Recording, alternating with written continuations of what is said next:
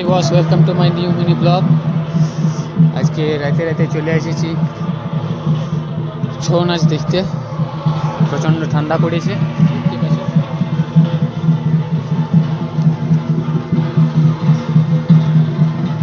প্রচণ্ড ঠান্ডা পড়েছে, এই ঠান্ডায় চলে এসেছি ছৌ নাচ দেখতে।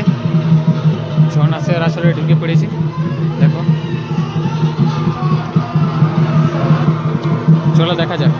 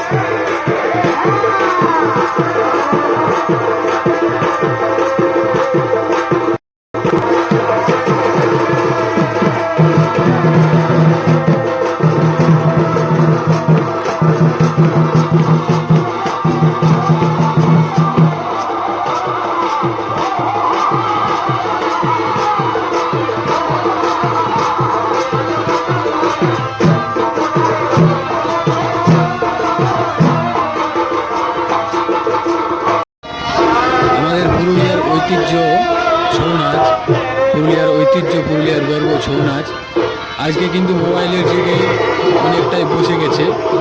দেখতে পাচ্ছ এত বড় ছৌ নাচ, কিন্তু ভিড় বেশি নাই, খুবই কম ভিড় হয়েছে। আর কটা মাত্র দোকান আছে। সকালবেলার থেকে কাড়া লড়াইয়ে অনেক মানুষ দেখে গেছে, কিন্তু ছৌ নাচে সেরকম কোনো ভিড় নাই।